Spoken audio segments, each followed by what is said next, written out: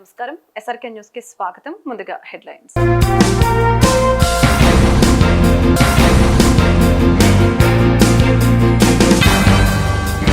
చంద్రబాబు పాలనపై ధ్వజమెత్తిన అంబటి, ఉచిత ఇసుక మద్యం అటర్ ఫ్లాప్ అని విమర్శ.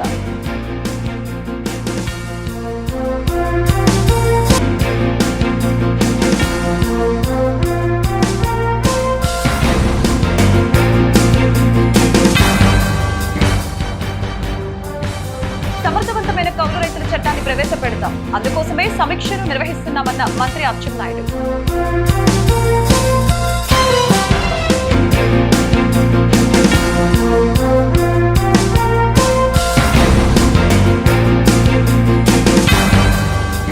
నవంబర్ 26న మాల సంఘాల జేఏసీ రాష్ట్ర సదస్సు, వివరాలు వెల్లడించిన సంఘ చైర్మన్ దేవి ప్రసాద్.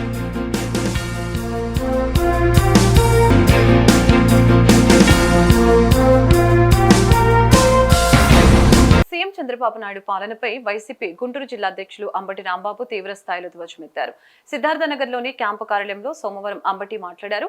చంద్రబాబు తనపై ఉన్న కేసుల్ని తొలగించుకుంటూ వైసీపీ నాయకులపై అక్రమ కేసులు పెడుతున్నారని ఆగ్రహం వ్యక్తం చేశారు. మద్యం దుకాణాల మంజూరులోనూ మంత్రులు, ఎమ్మెల్యేలు భారీ ఎత్తున చేతివాటం చూపిస్తున్నారని ఆరోపించారు. ఇక ఉచిత ఇసుక విధానం కూడా ఆశించిన స్థాయిలో అమలు కావటం లేదని అన్నారు. చంద్రబాబు ఇసుక విధానం నేతి బీరలో నేతి చందంగా ఉందని ఎద్దేవా చేశారు.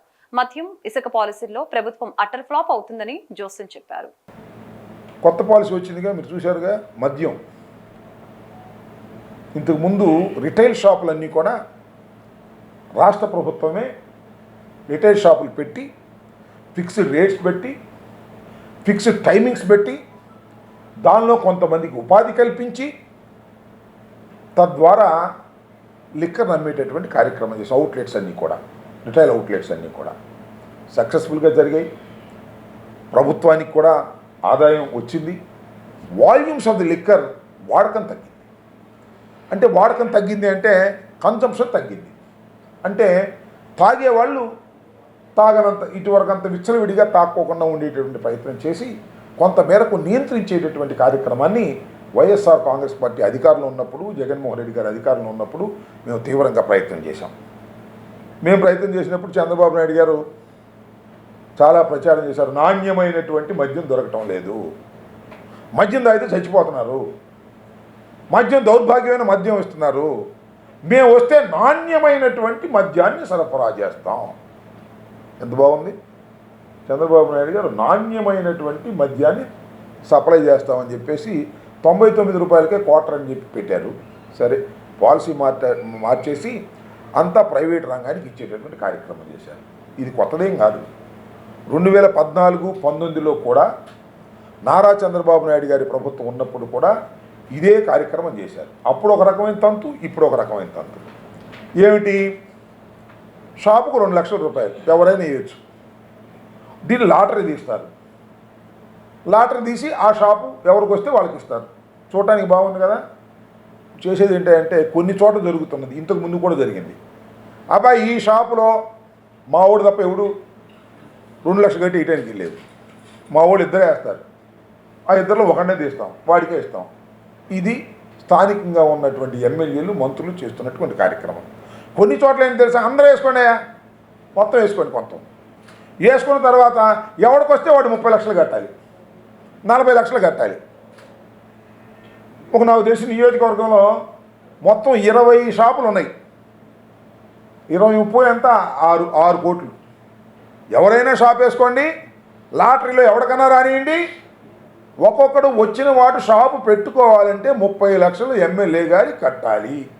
కట్టలేదు, ఎట్ట వ్యాపారం చేస్తాడో చూస్తాం. ఇసుక, ఉచిత ఇసుక అంట. ఎక్కడ ఉచితంగా దొరుకుతుంది ఇసుక? నేతి బీరకాయ విన్నారా మీరు ఎప్పుడన్నా? నేతి బీరకాయలు ఎంత పిండినా రాదు నెయ్యి. ఈ ఉచిత ఇసుకలో కూడా అంతే, ఎంత ఎదురు చూసినా ఉచితంగా రాదు. చంద్రబాబు నాయుడు గారు ఉచిత ఇసుక అంటే ఉచితమా, ట్రాన్స్పోర్ట్ ఛార్జీలు ఉండవా అన్నాడు. పోనీ ట్రాన్స్పోర్ట్ ఛార్జీల కన్నా వస్తుందా? అసలు దొరుకుతుందా ఇసుక? దొరికే పరిస్థితి లేదు. ఎంత ఘోరమైన అంశం అంటే, జగన్మోహన్ రెడ్డి గారి టైంలో ఇసుక చాలా ఖరీదుగా ఉంది. నేను అధికారంలోకి వస్తే ఉచితంగా ఇసుక ఇస్తాను అని వాగ్దానం చేసి 100 రోజులు దాటిపోయింది. ఎక్కడ ఉచిత ఇసుక లేకపోగా నేను సేకరించిన సమాచారం మేరకు వైఎస్ఆర్ కాంగ్రెస్ పార్టీ అధికారంలో ఉన్నప్పుడు సప్లై చేసిన రేటు కన్నా ఎక్కువ రేటుకి ఇస్తున్నారు. ఏమిటి అన్యాయం? ఇది నేను చెప్పేది కాదు. ఇవాళ వాళ్ళు ఎల్లో పత్రికలోనే రాశాయి. వాళ్ళకు సంబంధించిన పత్రికల్లోనే పూర్వం కన్నా, అంటే వైఎస్ఆర్ కాంగ్రెస్ పార్టీ అధికారంలో ఉన్నప్పుడు కన్నా కొన్ని చోట్ల ఎక్కువ ధరకు ఇసుక అమ్ముతున్నారు. దీనికి సాక్ష్యం అవసరం. వాళ్ళు ఎల్లో పత్రికలో రాసినటువంటి అంశం మనం చేస్తున్నాను. ఈ బ్రాందీ షాపుల విషయం కూడా వాళ్ళ పత్రికలోనే రాశారు. వాళ్ళ అనుకూలమైనటువంటి పత్రికలుగా చెప్పబడుతున్నటువంటి ఆ 2 పత్రికల్లోనే రాశారు. బ్రాందీ షాపుల విషయం కానీ ఇసుక కానీ అట్టర్ ఫెయిల్యూర్, ఇసుకలో ఏ విధంగా అట్టర్ ఫెయిల్యూర్ అయ్యారో రేపు నాణ్యమైనటువంటి మందులో కూడా అట్టర్ ఫెయిల్యూర్ కాబోతున్నారు అనే విషయాన్ని దయచేసి గుర్తుపెట్టుకోమని మనవి చేస్తున్నా. ఇసుక అనేది చాలా దారుణమైనటువంటి పరిస్థితుల్లోకి చేశారు. ఇసుక నేను మనవి చేస్తున్నా, మేము అధికారం దిగిపోయే సమయానికి స్టాక్ యార్డ్స్లో తీసుకొచ్చి పెట్టాం. ఎందుకంటే వర్షాకాలం వస్తుందని చెప్పేసి 80 లక్షల టన్నుల మెట్రిక్ టన్నుల ఇసుకని తీసుకొచ్చి స్టాక్స్లో పెడితే ప్రభుత్వం మారింది కదా, డేట్ రాగానే మళ్ళీ చంద్రబాబు ప్రమాణ స్వీకారం చేసి లోపలే మొత్తం సగంపై అమ్మేసుకున్నారు. ఎవరంటే తెలుగుదేశం వాళ్ళే, అక్కడ గెలిచిన వాళ్ళ నాయకులు మొత్తం అమ్మేసుకున్నారు. మళ్ళీ మిగతాది కూడా సగం అమ్మేసుకున్నారు. మిగతాది కూడా అమ్మేసుకున్నారు. తర్వాత ఉచితంగా ఇవ్వాలనుకున్న సరుకులు సొంతంగా అమ్మేసుకుని డబ్బు చేసుకున్నటువంటి సందర్భం. ఇంక ఉచితం ఎక్కడ వస్తుంది? ఎక్కడ పడితే అక్కడ సిండికేట్లు ఉచితం అని చెబుతున్నారు. కానీ ఆ రేవుల దగ్గర, ఆ స్టాక్ యార్డ్స్ దగ్గర, ఆ తొవ్వే దగ్గర అంతా తెలుగుదేశం నాయకులు చేరటం, కమిషన్ తీసుకోవటం, డబ్బులు వసూలు చేయటం, ఎక్కువ స్థాయిలో వసూలు చేయటం, ఘోరంగా ప్రవర్తించడం జరుగుతూ ఉంది. ఉచిత ఇసుక ఫెయిల్యూరే, రాబోయే మద్యము ఫెయిల్యూరే, చివరికి లా అండ్ ఆర్డర్ కాపాడవలసిన పోలీసులు కేసులు ఎత్తేసేటటువంటి దౌర్భాగ్యమైన పరిస్థితికి ఇవాళ రావడం చాలా దురదృష్టకరం. గత ప్రభుత్వాలు కౌలు రైతుల సంక్షేమం అభివృద్ధిని విస్మరించాయని మంత్రి అచ్చెన్నాయుడు ఆరోపించారు. గుంటూరు జిల్లా కలెక్టరేట్ కార్యాలయంలోని శంకరన్ కాన్ఫరెన్స్ హాల్లో సోమవారం 5 జిల్లాల రైతులతో అచ్చెన్నాయుడు సమావేశాన్ని ఏర్పాటు చేశారు. సమావేశం అనంతరం మీడియాతో అచ్చెన్నాయుడు మాట్లాడారు. భూమికి రైతులకి అవినాభావ సంబంధం ఉంటుందని భావించి కౌలు రైతులు, రైతు సంఘాలతో సమావేశం ఏర్పాటు చేయాలని చంద్రబాబు ఆదేశించడంతో మొదటి సదస్సుని గుంటూరులో ఏర్పాటు చేశామని చెప్పారు. మిగతా ప్రాంతాల్లో కూడా సదస్సులు ఏర్పాటు చేసి అద్భుతమైన కౌలు రైతుల చట్టాన్ని అమల్లోకి తీసుకుని వస్తామని స్పష్టం చేశారు. కలెక్టర్ నాగలక్ష్మి, ఎమ్మెల్యేలు ధూళిపాల నరేంద్ర కుమార్, గల్లా మాధవి, తెనాలి శ్రావణ్ కుమార్ తదితరులు సమావేశంలో పాల్గొన్నారు. ఆంధ్రప్రదేశ్ రాష్ట్రంలో 90% మంది వ్యవసాయాన్ని కౌలు రైతులే చేస్తున్నారు. కానీ కౌలు రైతుల గురించి ప్రభుత్వాలు ఆలోచన చేసినటువంటి పరిస్థితి లేదు. అందులో గత 5 సంవత్సరాలు కౌలు రైతులకి ఎటువంటి పరిహారం కూడా అందించినటువంటి పరిస్థితి లేదు. కౌలు రైతుల గురించి 1956లోనే ఒక చట్టాన్ని తీసుకొచ్చారు. ఆ చట్టంలో కొన్ని రైతులకి అనుకూలంగా ఉండటం వల్ల ఆ రోజు కౌలు రైతులకి న్యాయం జరగలేదు. మళ్ళీ 2011లో ఒక బ్రహ్మాండమైనటువంటి చట్టాన్ని రాష్ట్రంలో తీసుకొచ్చారు. ఆ చట్టం 2011లో వచ్చినప్పటికి కూడా 2016 వరకు ఆ చట్టాన్ని అప్పుడున్నటువంటి ప్రభుత్వాలు అమలు చేయలేదు. 2016లో ఆ చట్టాన్ని అమలు చేసి కౌలు రైతులకి కార్డులు ఇచ్చి, కౌలు రైతులకి గ్రూపులు పెట్టి 40% వరకు బ్యాంకు నుంచి రుణాలు కానీ వారికి సహాయం కానీ అందించే కార్యక్రమం చేశాం. అదే చట్టాన్ని కంటిన్యూ చేస్తే ఈసరికే 60-70% మంది కౌలు రైతులకి న్యాయం జరిగి ఉండేది. దురదృష్టవశాత్తు 2019లో ప్రభుత్వం మారిన తర్వాత 2011 చట్టాన్ని పూర్తిగా రద్దు చేసి మళ్ళీ 2019 కౌలు రైతుల చట్టం అని చెప్పి ఒక చట్టాన్ని తీసుకొచ్చారు. ఆ చట్టంలో ఒక దుర్మార్గమైనటువంటి క్లాజ్ పెట్టడం వల్ల రైతు సంతకం పెడితే తప్ప కౌలు రైతులకి కార్డు ఇచ్చే పరిస్థితి లేదు.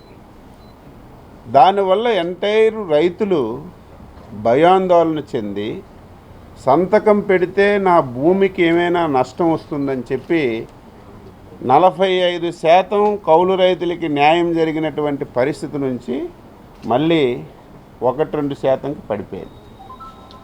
గత 5 సంవత్సరాలు ఎవరికి కార్డులు ఇవ్వలేదు, ఎక్కడ బ్యాంకు నుంచి రుణాలు ఇచ్చిన పరిస్థితి లేదు. దీనివల్ల కౌలు రైతులు విపత్తులు వచ్చేటప్పుడు, నష్టపోయేటప్పుడు పూర్తిగా పరిహారం అందక చాలా ఇబ్బందులు పడినటువంటి పరిస్థితిని చూసి మళ్ళీ మొన్న ప్రభుత్వం వచ్చిన తర్వాత ఒక పగడ్బందీ కౌలు రైతుల చట్టాన్ని తీసుకురావాలని చెప్పి నిర్ణయించాము. చట్టాన్ని రూపొందించాం. గతంలో క్యాబినెట్లో పెట్టడానికి తీసుకెళ్ళాం. నాకు కూడా ఎంత వేరం చట్టం తెచ్చి కౌలు రైతులకి న్యాయం చేద్దామనే తాపత్రయంతో ఉన్నాను తప్ప ఈ ఆలోచన రాలేదు. ముఖ్యమంత్రి గారు చట్టం చాలా మంచిది, దీనివల్ల కౌలు రైతులకి న్యాయం జరుగుతుంది. ఎస్సీ వర్గీకరణ క్రిమిలియర్కి వ్యతిరేకంగా మాల సంఘాలు జేఏసీ సమావేశాన్ని నిర్వహించింది. గుంటూరు ఏసీ కళాశాలలో సోమవారం ఈ సమావేశం జరిగింది. ఈ సందర్భంగా జేఏసీ చైర్మన్ ఉప్పులేటి దేవి ప్రసాద్ హాస్ట్రీ మాట్లాడారు. రాజ్యాంగం కల్పించిన హక్కులను కాపాడుకోవడం కోసం నవంబర్ 26న మంగళగిరిలో భారీ సదస్సుని నిర్వహిస్తున్నట్లు ప్రకటించారు. కిషోర్, అశోక్, స్టాలిన్ తదితరులు ఈ సమావేశంలో పాల్గొన్నారు.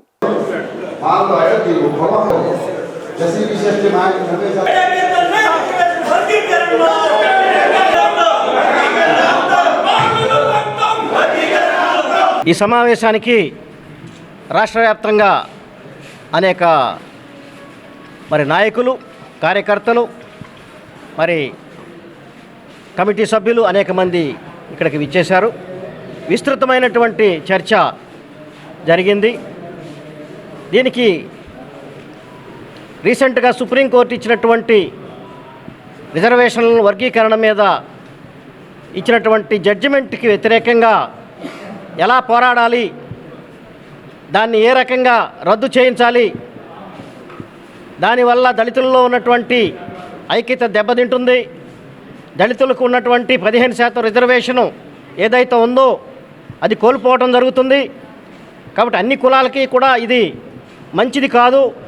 కాబట్టి ఐక్యంగా ఉన్నటువంటి అన్డివైడెడ్ పర్సంటేజ్ ఏదైతే ఉందో 15% కంటిన్యూ చేసే విధంగా రిజర్వేషన్ అందరికీ అందుబాటులో ఉండే విధంగా సమన్యాయం జరిగే విధంగా చేయాలనేటువంటి ఉద్దేశంతో ఈ యొక్క జేఏసీ తీర్మానం చేసింది.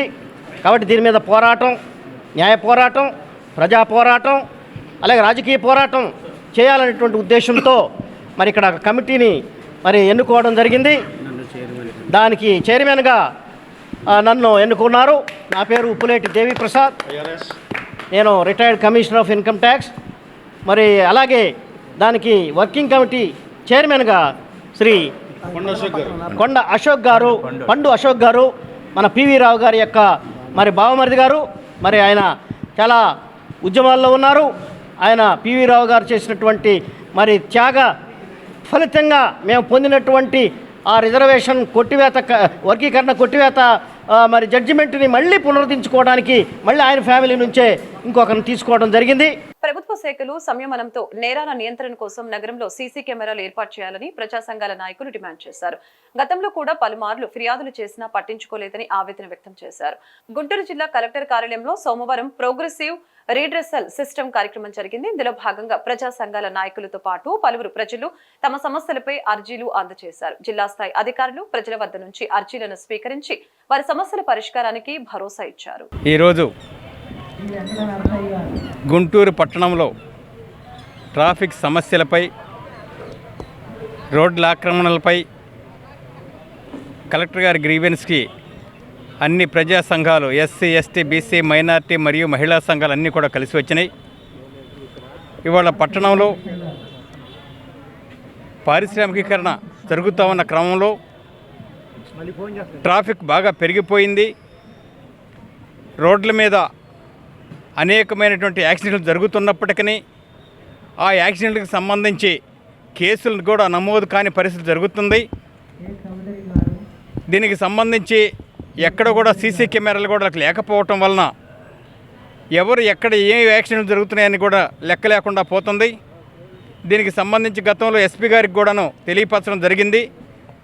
ఎస్పీ గారి సమక్షంలో జరిగినటువంటి చర్చల్లో భాగంగా కలెక్టర్ గారి సమక్షంలో కమిషనర్ గారు, ఎస్పీ గారు, మిగిలినటువంటి డిపార్ట్మెంట్ కూడా కలిసి కూర్చుంటే కానీ ఈ సమస్యకి పరిష్కారం కాదని చెప్పి ఆ రోజు ఎస్పీ గారు చెప్పడం జరిగింది. దాంట్లో భాగంగా ఈ రోజున గ్రీవెన్స్ రావడం జరిగింది. ఈ పట్టణంలో ఆటోలు, సిటీ బస్సులు, మరి మైనర్లు నడుపుతున్నటువంటి బైకుల విషయంలో కూడాను బాగా అభ్యంతరకరంగా నడుపుతూ ఉన్నారు. దీనికి సంబంధించి క్రమశిక్షణ లేకుండా పోయింది. అట్లాగే ఈ స్ట్రీట్ వెండర్స్ కూడా రోడ్ల మీదకి వచ్చేసి అమ్మటం వలన కూడా ట్రాఫిక్ సమస్య పెరిగిపోయింది.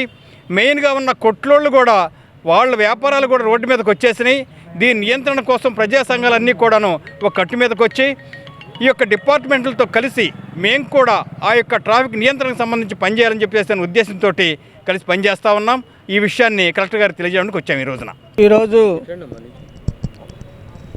గుంటూరు నగరంలో మరి ట్రాఫిక్ సమస్య కానీ, ఈ ఆక్రమణల గురించి కానీ, అంతేకాకుండా నగరంలో సీసీ కెమెరాలు లేకపోవడం వల్ల గుంటూరు నగరంలోని గుంటూరు తూర్పు ఎక్కడైతే రైల్వే స్టేషన్ ఆ ప్రాంతంలో 273 బళ్ళు కూడా పోయినాయి. ఇంతేకాకుండా నగరంలో ట్రాఫిక్ అనేది పోలీసు వ్యవస్థ అంతా కూడా మా ఎస్పీ గారు ఏం చెబుతారంటే జనం పోలీసు వాళ్ళు లేరు, 175 మందికి ఒక కానిస్టేబుల్ ఉండాల్సి ఉంది, 800 మందికి ఒక కానిస్టేబుల్ అయ్యాడు. మరి ప్రజలను నియంత్రణ చేయాలంటే, ట్రాఫిక్ అంతా కంట్రోల్ చేయాలంటే యంత్రాంగం లేదు కాబట్టి మేము సరిగా నిర్వహించలేకపోతున్నాం. కనుక ఇదంతా ప్రభుత్వం దృష్టికి తీసుకెళ్లాలా. ఈ ట్రాఫిక్ నియంత్రణ కానీ, లేకపోతే ఈ నగరంలో ఆక్రమణలు కానీ ఇవన్నీ కూడా జరగాలంటే కమిషనర్, కలెక్టర్ గారు ఇవన్నీ ఉండాలని ఆయన చెప్పడం వల్ల ఈరోజు కలెక్టర్ గారు అధ్యక్షున ఒక సమావేశం ఏర్పాటు చేస్తే దాని ద్వారా ఇతర ప్రజా సంఘాలు అధికారులతో మాట్లాడడానికి అవకాశం ఉంటుంది. అంతేకాకుండా మున్సిపాలిటీ కమిషనర్ కూడా ఇవాళ నగరంలో అనేక మందికి హోటల్స్ కానీ అనేక రకాల పర్మిషన్లు ఇస్తున్నారు. వాళ్ళకి పార్కింగ్ ప్లేస్ కూడా లేకుండా ఆ రకంగా హోటల్స్ పర్మిషన్ ఇవ్వడం వల్ల జనం వచ్చే వాళ్ళందరూ కూడా రోడ్డుకు అడ్డంగా పెట్టి ఆ రకంగా నిర్వహిస్తున్నారు. అంతేకాకుండా బిల్డింగులు కట్టుకునే వాళ్ళు కూడా ఉండ స్థలాన్ని అంతా ఆక్యుపై చేసి కట్టుకోవడం వల్ల బిల్డింగులు వాళ్ళు కార్లు అన్నీ కూడా తీసుకొచ్చి రోడ్డు మీద పెట్టేస్తున్నారు. ఆ రకంగా ప్రతిది కూడా ఇప్పుడు కొత్తపేటలో పెద్ద రోడ్డు వేశారు. ఆ రోడ్డు అంతా కూడా ఇప్పుడు ట్రాఫిక్తో నిండిపోయింది. ఆ హాస్పిటల్ వాళ్ళందరూ కూడా ఆ రోడ్డు అంతా ఆక్యుపై చేశారు. ఆ రకంగా రైల్వే స్టేషన్ కానీ, కొత్తపేట కానీ పూర్తిగా నిర్బంధంలోకి వెళ్ళిపోయింది. ఇప్పుడు బస్ స్టాండింగ్ నుంచి గోరంట్ల దాకపోతే 20 అడుగుల రోడ్డే ఉండేది. 20 అడుగుల రోడ్లో 10 అడుగుల రోడ్డు ఈ హోటల్స్ వాళ్ళు, ఈ బళ్ళోళ్ళు వీళ్ళంతా ఆక్యుపై చేస్తే 10 అడుగుల రోడ్లో బస్సు పోవాలా, కార్లు పోవాలా, 2 వీలర్స్ పోవాలా, మనుషులు వెళ్ళాలా. ఒక మనిషి దాటి వెళ్ళాలంటే అరగంట పడుతుంది రోడ్డు నుంచి ఆ దరికి వెళ్ళాలంటే. గుంటూరు, కృష్ణా జిల్లాల పట్టభద్రుల ఎమ్మెల్సీ ఎన్నికలకి స్వతంత్ర అభ్యర్థిగా బరిలో దిగుతున్నట్లు లగడపాటి వేణుగోపాల్ ప్రకటించారు. ఈ నేపథ్యంలో తన మేనిఫెస్టో బ్రోచర్ ని వేణుగోపాల్ బుధవారం బ్రాడీపేటలోని ఎస్హెచ్ఓ కార్యాలయంలో ఆవిష్కరించారు. ఇందులో భాగంగా ఆయన మాట్లాడారు. ప్రజా సమస్యల పరిష్కారమే లక్ష్యంగా తన పాలన సాగుతుందని చెప్పారు. నిరుద్యోగులు, వృద్ధులు, రైతుల సమస్యలపై ప్రత్యేక దృష్టి సారిస్తానని స్పష్టం చేశారు. అంతేకాకుండా కొరటిపాడు, నారాకోడూరు, బ్రాడీపేట ప్రాంతాల్లో ఓటర్ల నమోదు కోసం సహాయ కేంద్రాలను ఏర్పాటు చేసినట్లు చెప్పారు.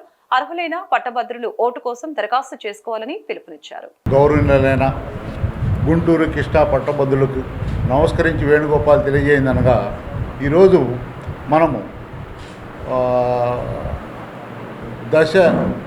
దిశల లక్ష్యాలతో కూడిన మేనిఫెస్టోని విడుదల చేస్తాను. దానికి కారణం ఏంటంటే నేను ఇండిపెండెంట్ అభ్యర్థిగా పోటీ చేస్తాను. ఈ ఎమ్మెల్సీ అభ్యర్థిగా నిలబడదాం అనుకుంటున్నాను. దానిలో భాగంగా నేను దిశ లక్ష్యాలతో కూడిన ఒక మేనిఫెస్టో, దానిలో మనం రకరకాల సమస్యలు ప్రస్తావించాం. ఏమిటంటే మొదటిది నిరుద్యోగ సమస్య, అదే రైతువారీ సమస్య, తర్వాత వృద్ధుల సమస్యలు, అలాగే కార్మికులు, ఉద్యోగస్తులు, ఇటువంటి రకరకాల సమస్యలను సైంటిఫిక్ టెంపర్ ఉండాలనేది ప్రభుత్వాల బాధ్యత ఏంటని ఇవన్నీ కూడా సమస్యలను ప్రస్తావించడం జరిగింది. నేను ఓ సమస్యల కోసమై పోరాడదామని, ఈ సమస్యల పరిష్కారాన్ని కృషి చేద్దామనే నేను ఈ ఎన్నికల రంగంలో దిగాలని నిర్ణయించుకున్నాను. మీ అందరి సహకారం నాకు ఉంటుందని నేను కోరుకుంటున్నాను. నేను ఒక్కో విషయం నా గురించి ఒక మాట చెప్పుకుందాం అనుకున్నా. నేను దాదాపు లెక్చర్గా 36 సంవత్సరాలు భౌతిక శాస్త్రాలు లెక్చర్గా పనిచేశాను. తెనాలి వివేకాలు ఎక్కువ కాలం చేశాను. తర్వాత గుంటూరులో చేశాను, చైతన్యలో చేశాను. అలాగా నారాయణ హైదరాబాద్, చైతన్య హైదరాబాద్, ఎన్ని కాలేజీల్లో రకరకాలుగా విజ్ఞానంలో చేశాను. ఇటువంటి అనుభవం ఉన్నది, నాకు లెక్చర్గా అనుభవం ఉన్నది. అలాగే రాజకీయాలతో సంబంధం లేదని కాదు, నేను మొట్టమొదటి నుంచి 1976 నుంచి రాజకీయాలతో సంబంధం ఉన్నది. అంటే చిన్నపిల్లాడుగా ఉన్నప్పుడే రాజకీయ కార్యక్రమాల్లో పాల్గొనడం ప్రారంభించారు, జనతా గవర్నమెంట్ ఉన్నప్పుడే. ఎందుకంటే మా కుటుంబ నేపథ్యం రాజకీయ కుటుంబ నేపథ్యం. నారాకోడూరులో మా పూర్వీకులందరూ కూడా రాజకీయ సంబంధం ఉన్నవాళ్ళు. అలాగే మా అమ్మ తరపు జంపరి, అక్కడ కూడా మేము రాజకీయాల్లో ముడిపడి ఉన్నాం. మా తాతగారు కానీ ఎవరైనా కానీ మా కుటుంబం రాజకీయ నేపథ్యంతో ఉన్న కుటుంబం. అలాగే నేను విఎస్ఆర్ కాలేజీలో డిగ్రీ చదివాను. నారాకోడూరులోనే ఉన్న మామూలుగా ఈ స్కూల్ ఎడ్యుకేషన్ జంపలో కూడా కొంత చదివాను. ఎంఎస్సీ అని ఉజ్జయిన్లో చదివాను నేను. అలాగే అక్కడే రష్యన్లో సర్టిఫికేట్ కూడా తీసుకోవడం అనేది జరిగిందనమాట. ప్రజా సమస్యల పరిష్కార వేదికగా నిలుస్తున్న ప్రోగ్రెసివ్ రీడ్రెసల్ సిస్టమ్ కార్యక్రమం సోమవారం గుంటూరు జిల్లా ఎస్పీ కార్యాలయంలో జరిగింది. నగరంతో పాటు జిల్లా నలుమూలల నుంచి బాధితులు భారీ సంఖ్యలో తరలివచ్చి తమ సమస్యల్ని అధికారులకి వివరించి పరిష్కారం కోసం విన్నవించుకున్నారు. ఈ క్రమంలో ఓ ప్రతి వ్యాపారి మీడియాతో మాట్లాడుతూ తన వద్ద పనిచేసిన వ్యక్తి రైతుల్ని మోసం చేస్తే పోలీసులు తనను ఇబ్బందులు పెడుతున్నారని ఆవేదన వ్యక్తం చేశారు. ఉన్నతాధికారులు స్పందించి తనకు న్యాయం చేయాలని విజ్ఞప్తి చేశారు.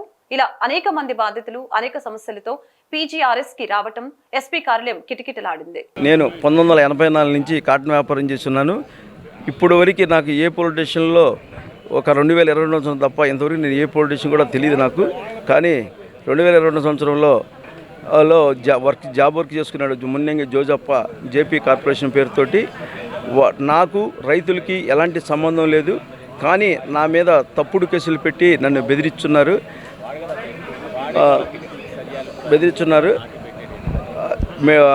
సౌత్ డిఎస్పీ దగ్గరికి పత్తిపాటి స్టేషన్లో కేసు పెట్టగా ఎల్లగా సౌత్ డిఎస్పీ గారికి రికార్డు ఇచ్చాను. తర్వాత పెరంగపురంలో పెట్టారు, పెరంగపురంలో ఇచ్చి వచ్చాను. మేడిగుండ స్టేషన్లో పెట్టారు, మేడిగుండ స్టేషన్లో రికార్డు ఇచ్చి వచ్చాను. తర్వాత సత్తెనపల్లి అచ్చంపేట స్టేషన్లో కేసు పెట్టారు. తర్వాత సత్తెనపల్లి డిఎస్పీ అయిన ఆదినారాయణ గారు, సిఐ వీరాస్వామి గారు ఇద్దరు కలిసి నన్ను బెదిరించి నా పైన బూతులతో మాట్లాడి గన్ను పెట్టి నువ్వు రైతులకి డబ్బులు ఇవ్వాలి, నాకు సంబంధం లేదు, ఏంది నువ్వు చెక్కు రాసి డమ్మీ నోట్లు రాయాల్సిందని చెప్పి బెదిరించి నన్ను చేత రాపించారు.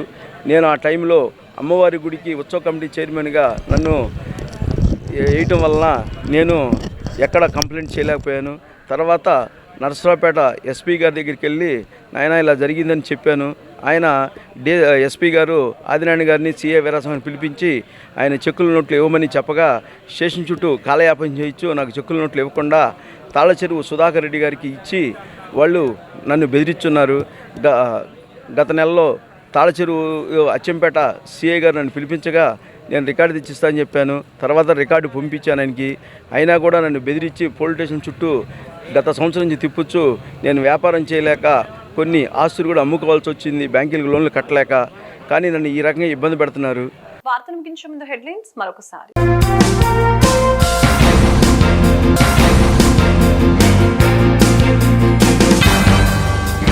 చంద్రబాబు పాలనపై ధ్వజమెత్తిన అంబటి, ఉచిత ఇసుక మద్యం అటర్ ఫ్లాప్ అని విమర్శ.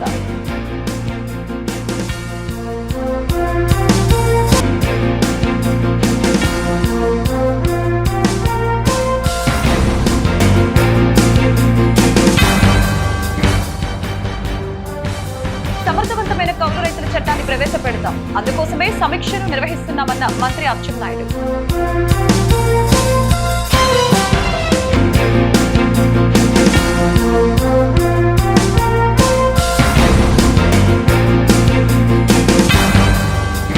నవంబర్ 26న మాల సంఘాల జేఏసీ రాష్ట్ర సదస్సు, వివరాలు వెల్లడించిన సంఘ చైర్మన్ దేవి ప్రసాద్.